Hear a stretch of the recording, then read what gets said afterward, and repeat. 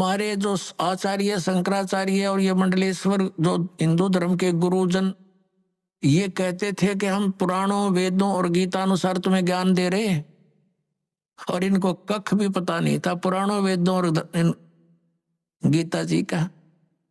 अब आपको थोड़ा सा ज्ञान देते हैं कि श्रीमद् भगवत गीता जी का ज्ञान किसने बोला। अपुण्यात्माओं इसको तत्व ज्ञान कहते हैं।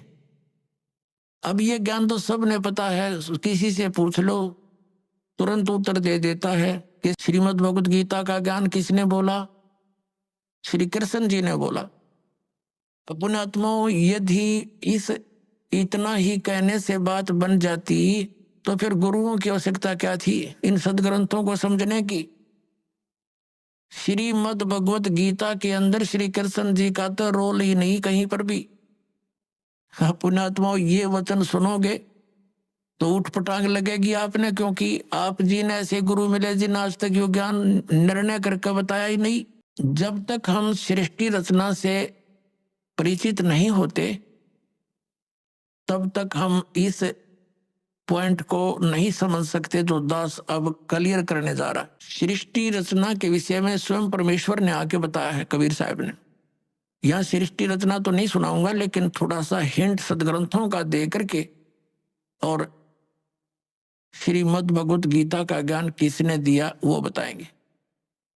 श्रीमद् भगवत गीता अध्याय नंबर 15 के श्लोक नंबर 16 और 17 में 3 पुरुष हैं, एक सर पुरुष, एक अक्षर पुरुष, एक परम अक्षर पुरुष है। 17वें श्लोक में जो कहा है कि उत्तम पुरुषत्व ने वो परम अक्षर पुरुष है, उसके विषय में गीता जी अध्याय नंबर 8 के श्लोक नंबर 1 में अर्जुन ने पूछा कि आपने जो 7वें अध्याय के 29वें श्लोक में जिस तत्ब्रह्म के विषय में जानकारी दी है कि उसको जानकर फिर प्राणी केवल जरा और मरण से ही छूटने का प्रयत्न करता है, तो किम तत्ब्रह्म 8वें अध्याय के गीता जी के प्रथम श्लोक में प्रश्न किया अर्जुन ने।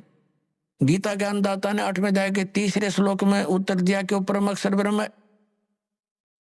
तो पुण्यात्माओं ये सरपुरुष कौन है? ये स्वयं ब्रह्म है, ये काल है, ये गीता ज्ञान बोल रहा है। अक्षर पुरुष कौन है? जो 7 संग ब्रह्मांड का स्वामी है, उसका यहाँ कोई रोल नहीं है। इसलिए हमारे इस अध्यात्म ज्ञान में इस पृथ्वी लोक पर विशेषकर 2 पुरुषों का, 2 भगवानों का रोल है। एक तो इस सरपुरुष यानी ब्रह्म का, जो श्री कृष्ण जी में प्रवेश करके गीता जी का ज्ञान बोल रहा है, जिसने ज्ञान बोला। और दूसरा परम अक्षर ब्रह्म है जो उत्तम पुरुषत्व अन्य परमात्मा उदाहरते यह लोक तन्मावि सेवी वर्ती अवे ईश्वर है। गीता जी अध्याय नंबर 15 के श्लोक नंबर 17 में। और 8वें अध्याय के 3रे श्लोक में गीता ज्ञानदाता स्वयं कहता है वो परम अक्षर ब्रह्म है। तो ये गीता ज्ञानदाता 8वें अध्याय के 13वें श्लोक में कहता है कि ओम इति एकाक्षरम ब्रह्म व्यवहारण माम अनुस्मरण ये प्रयाति तजन देहम स याति परमागति। मुझ ब्रह्म का केवल एक ओम मंत्र है, और इसका जो उच्चारण करके श्रवण करता हुआ शरीर छोड़कर जाता है, ओम नाम से मिलने वाली जो परम गति उसको प्राप्त होता है। वो कौन सी है? ब्रह्मलोक।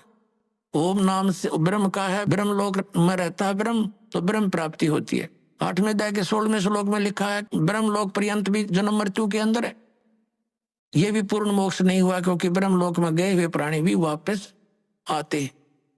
और गीता ज्ञानदाता स्वयं भी कहता है 2 अध्याय के 12वें श्लोक में, 4 अध्याय के 5 और 9 श्लोक में, 10वें अध्याय के 2 श्लोक में कि अर्जुन तेरे और मेरे बहुत जन्म हो चुके। इसलिए 18वें अध्याय के 62वें श्लोक में गीता ज्ञानदाता कहता है कि तू सर्वभाव से उस परमेश्वर की शरण में जा, उसकी कृपा से ही तू परम शांति को, सनातन परम धाम को प्राप्त होगा। गीता जी अध्याय नंबर 15 के श्लोक नंबर 4 में कहा कि जब तत्वदर्शी संत मिल जा उसके बाद उस परमेश्वर के उस परम पद की खोज करनी चाहिए, जहां जाने के बाद साधक फिर लौटकर कभी संसार में नहीं आते।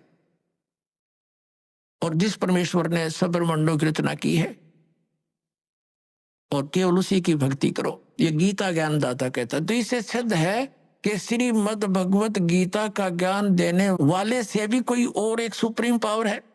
अब श्रीमद् भगवत गीता का ज्ञान कौन दे रहा है? जो ये कह रहा कि मेरा एक ओम नाम है, ओम नाम ब्रह्म का है, और ये ब्रह्म कौन है? ये काल है। इसने प्रतिज्ञा कर रखी है कि मैं कभी किसी के समक्ष नहीं आऊंगा, मेरे कर्म और जन्म अलौकिक है।